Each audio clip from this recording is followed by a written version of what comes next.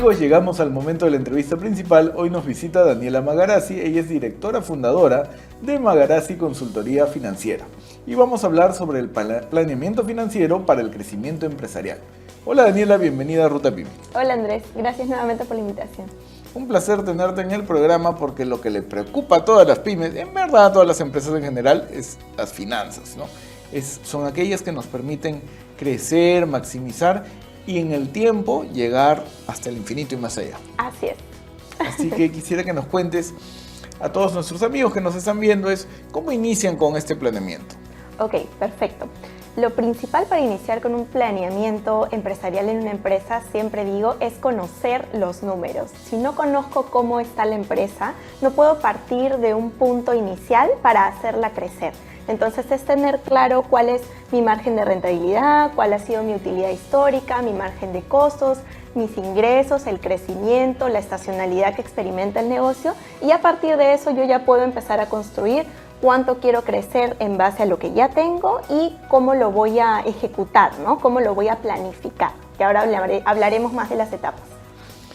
En este camino, como bien dices tú, primero vemos el pasado, ¿no? Correcto. Okay.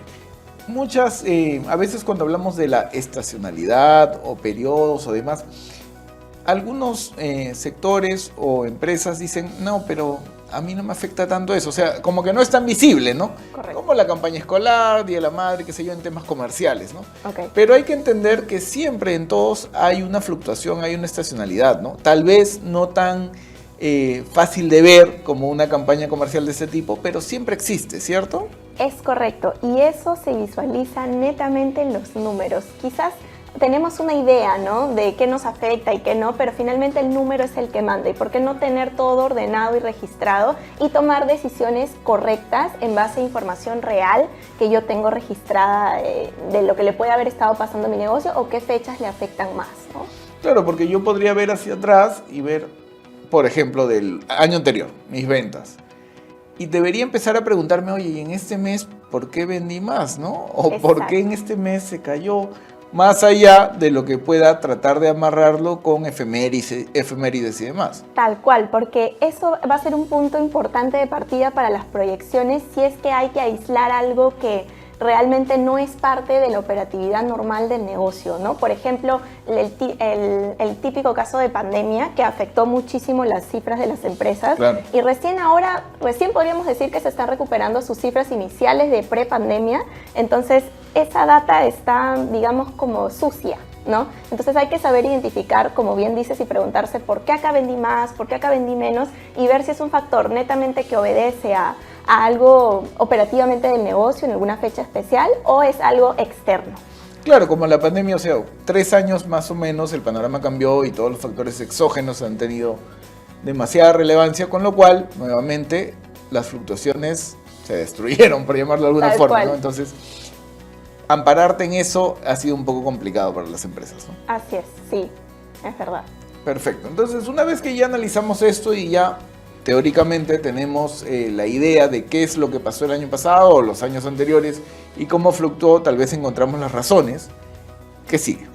Ok, ahí es donde ya aprovechamos para hacer proyección. El típico planeamiento de flujo de caja, proyectar mi flujo de caja parto primero de cuánto es lo que quiero crecer. Si yo ya conozco mis últimas ventas, mi último crecimiento, mi margen de rentabilidad, digo, ok, yo quisiera crecer tanto este año, obviamente obedeciendo a factores quizás no tan inflados ni tan mínimos, sino en un crecimiento que podría esperarse normal de un sector similar, ¿no?, de una empresa del mismo sector.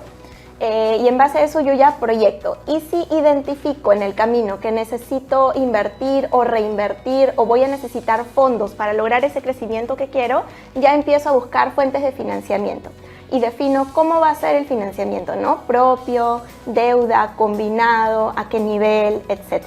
Entonces ahí voy armando el planeamiento. Y en esta idea de crecimiento, ¿qué indicador, o sea, además de nuestras propias ventas y el crecimiento histórico, qué indicadores tú sugieres o recomiendas que uno vea, ¿no? Indicadores, no sé, la inflación, el crecimiento del país, el crecimiento del PBI, el BCR, qué sé yo.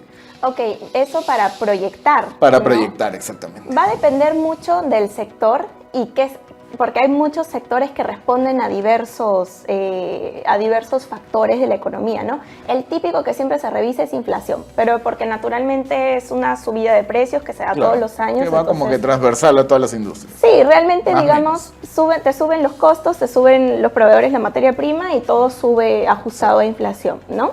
Y va a depender, como te digo, mucho de repente si el sector está afecto al crecimiento del país, al PBI, o está afecto al consumo privado, o a qué está afecto para considerarlo dentro del modelo de proyección, ¿no? Si hablamos de una empresa un poco más pequeña, quizás revisamos un poco más las cifras históricas y partimos un poco más de eso porque estamos hablando de un crecimiento inicial que todavía no contempla quizás algunos factores que tengan un mayor impacto en la economía, ¿no? Podemos partir de ahí. Claro, o sea, vamos, ¿no? Al final del día, quien es más pequeñito todavía no está cuajado en el mercado, por ende, los grandes variables no inciden directamente, ¿no? Es la realidad, sí. Entonces ahí es el histórico. Sí, ahí aparte es, por ejemplo, tener mucho cuidado de no revisar solo crecimiento en ventas, porque yo puedo estar creciendo en ventas y a la par en costos y realmente en utilidad no estoy creciendo nada. Entonces, es importante cuando yo hablo de repente de reinversión, es todo lo que suma a la utilidad, ya sea por aumentar ventas o por disminuir costos. Entonces, identificar de repente, te pongo un ejemplo, si comprando una maquinaria yo empiezo a ahorrar en costos. O la típica, ¿no? Dejando de alquilar el local y compro el local, empiezo a ahorrar acá en costos. Entonces, ese tipo de reinversión que también entra o forma parte del crecimiento para ver cómo mejorar la utilidad, maximizar la utilidad neta, después de impuestos, es lo que yo tengo que armar en el planeamiento. ¿Qué necesito para que mi empresa siga creciendo? Además de ganar participación de mercado, ¿no? Puede haber ahí otra combinación de variables, como te digo, en los costos. Claro, porque a veces también por la miopía empresarial uno ve y dice, ya, voy a empezar a hacer acciones para vender más, ¿no? Ahí, por ese lado voy, pero no miro mis costos. Y esas acciones, de todas maneras, cuestan, ¿no? Entonces, al final, es trabajar ambas cosas, ¿no? Siempre hay que ver cómo reducir el costo y cómo vender más. No están disociadas, ¿no? No, para nada. Y no me lo vas a creer, pero he visto varios casos de empresas que invierten y creen que están ganando, o quizás, es que hay varios errores que se cometen en el camino, ¿no? Quizás sobreestiman la velocidad con la que van a vender, ¿no? Y se sobrellenan de costos y realmente empiezan a estar en rojo porque no hicieron bien el planeamiento como se debe hacer, respetando los periodos, los plazos, se equivocaron por ahí en algún momento en la estimación. Pero sí, están relacionados, ¿no? Hay que siempre ver los dos, y muy importante que también siempre sugiero es hacer una evaluación periódica. No se trata de proyectar el flujo de caja para el año y de ahí al año revisar cómo fue, sino semanal, mensual, y hay negocios que lo hacen hasta diario para ver, oye, estamos cumpliendo, estamos llegando, y si no, hacer las acciones correctivas en el momento para ajustarnos, ¿no? Y llegar. Y justo hablas de una herramienta que es súper, ¿no? El flujo de caja, ¿no? Porque a veces también algunos se guían del estado de ganancias y pérdidas, el estado de resultados, ¿no? Claro. Entonces, soy rentable, pero ¿qué pasa con el flujo, no? Ahí, ese es un punto que también me encanta conversar. Las empresas generalmente, cuando tienen problemas financieros, va por dos lados, ¿no? Por un tema de rentabilidad, hablamos del estado de resultados, o por un tema de liquidez, que hablamos de caja. Entonces tú puedes ser muy rentable en tu estado de resultados, pero quizás tienes malas políticas de cobranza o de pago que no te dejan tener caja para tus operaciones. Claro. Y ahí, ¿qué pasa? Incurres de repente en deuda y en intereses financieros. Entonces disminuyes tu utilidad. Algo que podría quizás mejorarse estudiando si puedes mejorar algunas políticas de apalancarte con proveedores o con clientes para los pagos, ¿no? O las cobranzas. Claro, a partir de ese momento es ya donde empiezas a ver decisiones financieras, ¿no? Digamos, correcto, de apalancamiento, ¿no? Puede ser, como dices, proveedores. Si tal vez ahora pago al cash o a 15 días, empezar para 30 o 60, ¿no? Eso es una forma. Correcto. La otra forma siempre es recurrir a instituciones financieras o capital externo, ¿no? Correcto. Y ahí existe, si bien en la teoría existe, en la práctica, ¿tú cómo recomiendas? Porque te dicen, ¿no? Que debe ser 80% capital externo, 20% propio, qué sé yo, para que sea más rentable. Pero en la práctica... Bueno, yo he visto de 70 a 30. He visto, ¿no? En los escenarios más conservadores, ¿no? Pero va a depender también mucho, porque en las empresas pequeñas es un poco diferente. Tú sabes que no tienen acceso a créditos, a veces inyectan créditos personales porque tienen mejores tasas, menos intereses. Entonces es algo para evaluar en cada caso, pero sí creo que un ratio de 70-30 es para mantener un poco menos, el riesgo más controlado. Es saludable, dices. Sí, es algo más saludable, ¿no? Pero para eso tienes que haber llegado a tener un flujo de caja establecido. Claro. Por supuesto, sí. Sí, porque pasa que en los primeros meses, sobre todo de crecimiento, son difíciles. Y sobre todo para las empresas que empiezan de cero, porque no tienes público, no tienes base de datos. Entonces los ingresos son muy inciertos. Exacto. No hay cartera de clientes construida. Entonces una vez que ya estabilizaste eso, yo siempre les llamo como etapas del crecimiento, ¿no? Cuando ya llegas a estabilizar eso, ya a partir de ahí planificar se vuelve más fácil. Porque ya sabes o tienes una certeza, digamos, mayor que vas a poder cumplir con los pagos, etcétera. Esa parte es importante porque a veces la dejamos de lado, ¿no? Nuevamente he visto muchos que siempre ven estado de resultados, el balance, pero todavía que es una foto, ¿no? Y empiezan a guiarse de ahí y dicen, soy muy rentable, pero cuando empiezas a ver el flujo, encuentras cosas complicadas, ¿no? Como la velocidad de cuentas por pagar o de cuentas por cobrar y que golpea en la operación, ¿no? Directamente. Tal cual. Es súper apasionante empezar a leer los estados. Siempre recordar que hay que analizar los dos, el estado de resultados y el flujo de caja. Y cuando empiezas a leerlos, ni siquiera a veces necesito que me cuenten los problemas. Le digo, pásame tus estados, los leo y ya sé qué problemas tienes. Claro. La mayoría de las veces. Así es. Entonces, analizamos y empezamos a ver, ¿qué sigue? Ok, una vez que analizamos, nos quedamos en proyección del flujo de caja, Exacto. Evaluar las alternativas de financiamiento que yo pueda tener para ello y luego ya viene la ejecución. Empiezo con la ejecución y como ya te había adelantado un poco, empezar a hacer seguimiento a esa ejecución, ¿no? Este es el plan que yo tengo de ventas, de costos, voy a ejecutarlo a partir del siguiente mes. Siempre recomendación ser conservadores, nunca sobreestimar y nunca tampoco ponernos en el escenario más negativo porque eso puede quizás incentivarnos a quedarnos en ese escenario, ¿no? Quizás ser un poco conservadores, estar en el medio y coberturarnos un poco frente a los posibles riesgos que pueda haber, es decir, proyectar, hacer una segunda proyección en un escenario negativo para cuantificar hasta cuánto podría ser mi pérdida en esto, ¿no? O cuánto debe ser mi mínimo, porque al momento de yo proyectar el flujo de caja llego a proyectar mi punto de equilibrio para saber cuánto mínimo necesito para lograr el crecimiento esperado. Y de ahí ya simplemente hago un seguimiento periódico. Eso es importante, ¿no? Los escenarios. Ajá. Es una herramienta también fundamental, sobre todo en previsión financiera, ¿no? Sí. Bueno, a mí me encanta trabajar con el conservador y con el negativo. Rara vez con el positivo porque generalmente les digo, bueno, si viene más, genial. Claro. Ya vemos qué se hace con esa caja adicional, ¿no? Hacemos un planeamiento. Pero es mejor mantenerte en un escenario conservador negativo porque te cubre frente a posibles imprevistos. Por ejemplo, a ver, ¿quién podría haber previsto la pandemia? Imposible. Y las empresas que ya están un poco más posicionadas o grandes deberían, o que yo sepa, tener un plan de contingencia frente a estos escenarios, ¿no? La mayoría tienen, algunas no.